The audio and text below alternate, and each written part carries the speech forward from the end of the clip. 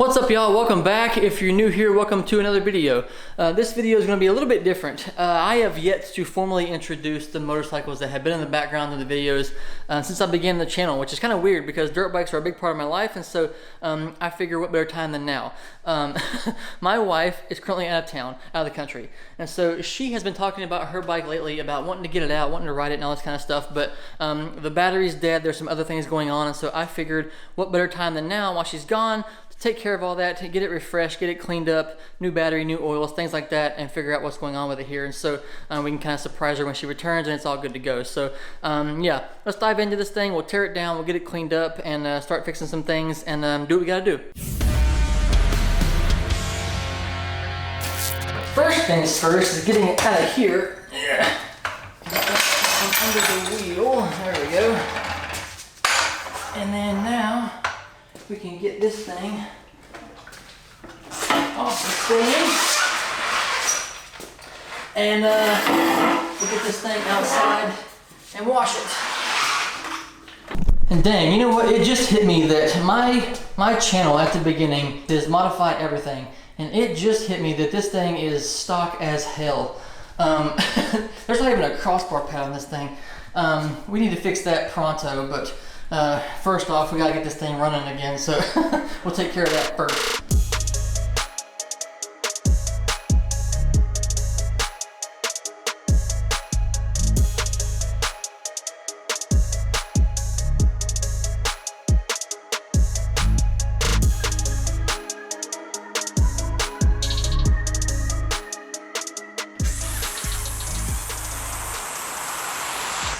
I was thinking about it as I was cleaning this thing, and this thing is stock as hell because this was supposed to be like a stepping stone bike for my wife. I have been racing and stuff like that my whole life, and she'd never ridden one before, so she wanted to learn and she got into it, and as I was involved in it, obviously she got more and more into it and she wanted to learn, so we got her this one and we went with the 110L like I showed the stickers there a minute ago. The 110L has a clutch on it, and so I really wanted her to learn on a bike with a clutch. That way, on a bigger bike, it wouldn't be so new. There's a lot of things going on these bikes that you gotta learn and pay attention to anyways, and so I figured one step at a time, while she's on a smaller bike, this is considered like a pit bike almost, while she's on a smaller bike, she can learn the clutch and get comfortable changing the gears and all that stuff, and then when she moves up, she'll already know how to do that, and that'll be one less thing on her mind or whatever when she's trying to learn how to ride. And so it was a stepping stone bike, but we've moved a bunch of times since then and all this other stuff, and so it's been a slower process, but she definitely can change the gears and she's riding this thing just fine. So I think she's about ready for the upgrade.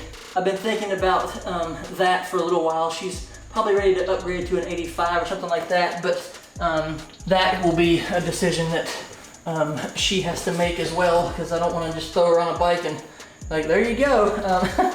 But yeah, get her on an actual motocross bike and she'll be able to do a little bit more things. I mean, this thing is good to learn on, but she's only 5'6", but still, it's pretty small. Like, it's big enough to learn on and ride on, but as far as like standing up and being able to grip the seat and all that kind of stuff, it's a little bit different. And obviously it's a little small to do that, but we've been just going over the basics, learning the basics, and then she can graduate onto that stuff here soon, I think. And so that's why it's stock as hell, because I didn't plan on keeping it that long, but it ended up being a really fun bike, obviously.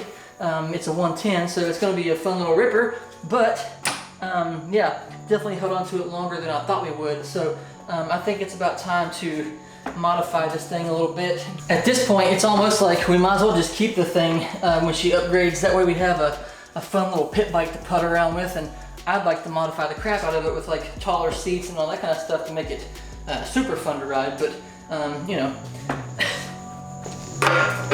Break out the old trusty T-handles.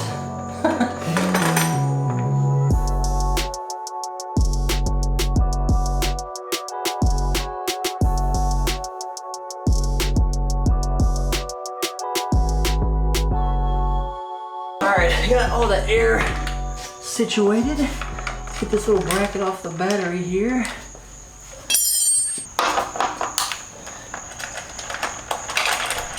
Okay, let's get ground off. This thing is deader than a doornail, so I mean the tops of the battery, like the terminals are like corroded and stuff, like good grief. All right, now let's get this thing off of the stand and we can lay it over and get the skid plate off, just like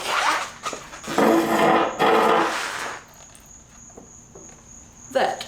Now we got a couple little bolts here on the skiddy, and that will allow us to get, well, I guess technically the drain plug can be gotten to right now as it is, but I'd rather not get oil all over the skid plate, so I'll just take it off anyways. Man, somebody's dog is not happy. All right, skid plate is off. Actually, before I do that, I'm gonna try to put that battery on charge a little bit and at least try to get this thing fired up and let it idle and run for a second to like get the oil a little bit warm. I don't know if it'll do that or not, but let me throw it on charge and we'll see what we got. Yeah, so plugged the battery up and it was sitting there and it is DED dead. UPS should be bringing the new battery by in the next little bit though, but in the meantime, whenever I leaned the bike over, I did hear some sloshing around in the gas tank there, so apparently there's gas still in the tank, which I'm sure at this point it is bad, so I'm gonna go ahead and drain all that stuff out of there and then we can keep moving forward. What was that? Oh no, I definitely didn't get ahead of myself and am now putting the skid plate back on. Not doing that at all.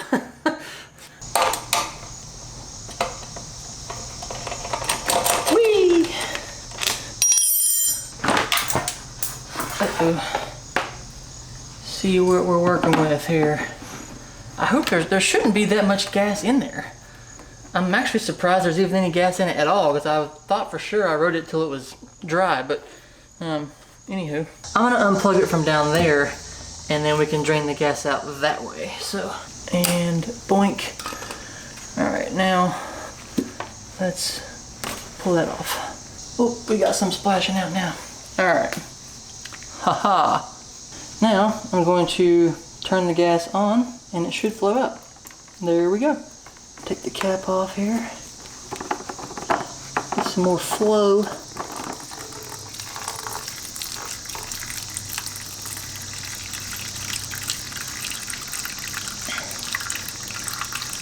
That is way more gas than I thought was in there. Holy crap. There, holy jeez. There's still more in there. Yep. Like Austin Powers over here.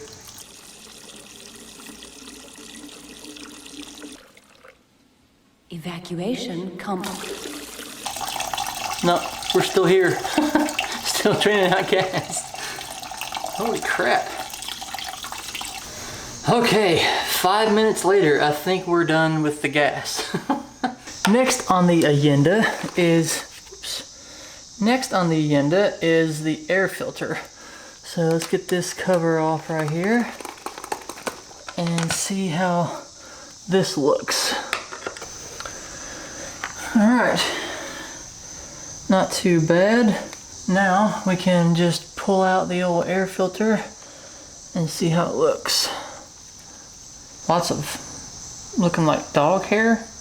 I don't have a dog, so I'm not sure what that's all about, but man, the air box is dirty. Holy crap. Like sand and stuff in there from Florida.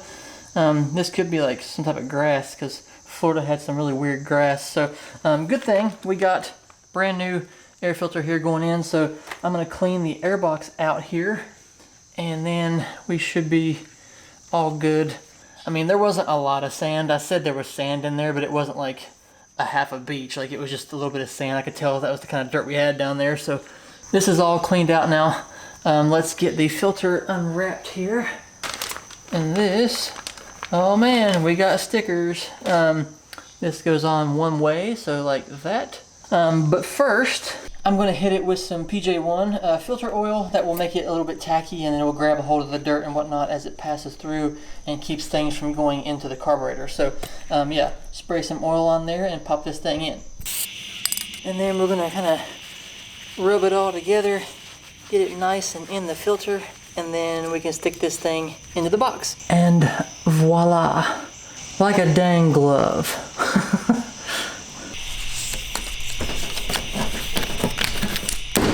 Next, I'm gonna clean this little thing out right here. This is just like a catch-all, I guess, for what comes out of here. It doesn't look like it has anything in it except maybe some water, but I'm gonna go ahead and clean that out. And boink, all clean. All right, went ahead and got the shrouds and the gas tank and all that stuff back on. Everything's locked down, hoses are hooked up, everything. But it is well into the evening and UPS is still not here with the battery, so I'm going to assume it's coming tomorrow. So we will jump back out here whenever the battery arrives. All right, so while that was not the shipping timeline I was expecting, the battery has arrived. Let's get it in the bike. This thing says featherweight, and my gosh, they are not kidding. This thing is crazy light for a battery.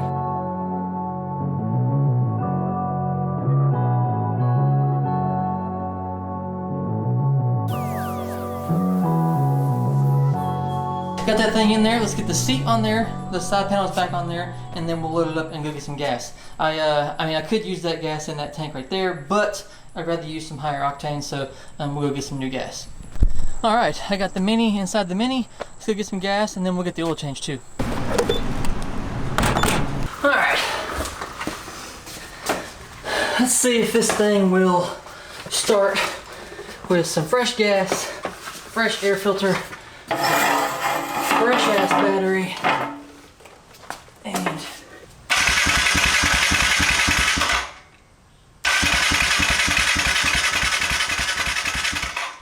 well, I tried to give her a bump start and she almost started. I think it just needs to get some gas in there, so just keep trying. Uh-oh. We're getting there. I'm gonna check the spark plugs. Okay, so it's pretty black. I don't know if that would do what it's doing here now, but I'm gonna clean it off with a wire brush and we'll give it another shot. All right, cleaned up, much better. Let's see how it works. Huh. This is gonna take a little bit more diagnosing. Give me 1 sec, I'm gonna do some digging and see what I can figure out here. All right, it's been like 20-30 minutes trying to get this thing to run, and it just will not stay running with the choke off. I got it to where it'll at least start and idle with the choke on. It wasn't even doing that, but as soon as you turn the choke off, it loses like all throttle response, nothing. It just kind of like idles and sputters out.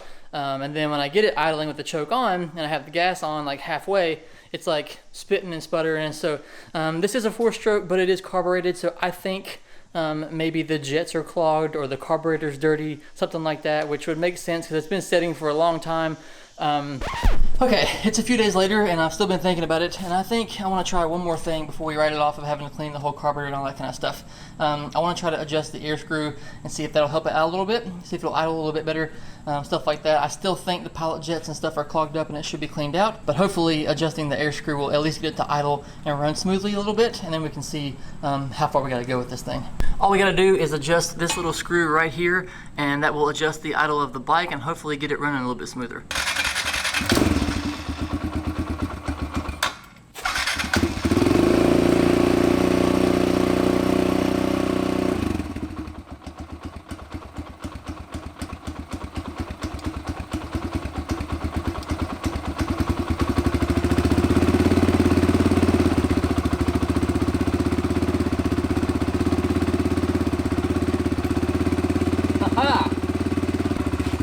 Now let's try to test to turn the choke off.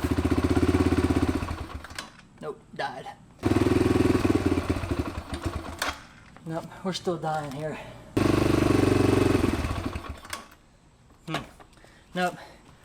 So I was able to get it idling a little bit better with the choke on. It was definitely high, but it was idling at least. But turning the choke off, it would die out. So I let it warm up for a little bit. I then tried to put put the choke on, put it in first gear, ride it around, see what happened, and definitely riding it around, it was sputtering, it died a couple times, stuff like that. So I just think it's the pilot jet. I think the carburetor needs to be cleaned out and all that. And so yeah, we will tackle that at some other point. We got a lot of other things going on right now that I don't really have the garage space to kind of tear into that right now. So we'll hold off on that. We'll hold off on the oil change. Kind of a bummer, but we'll do all that at once. With that, I think I'm gonna end this off here. Kind of sucks we didn't get it complete and running and all that, but we did find out what I think is the problem here. I think it's the pilot jet, I really do. I could be wrong, but that's what I'm thinking right now. So we'll clean the carburetor, clean the jetting, do all that kind of stuff later on, oil change, everything at a later time. But yeah, thanks for watching. I do appreciate it very much. As always, drop a comment down below if you want to. We're glad to chat down there, answer questions, whatever you got. And yeah, see you next time. Bye.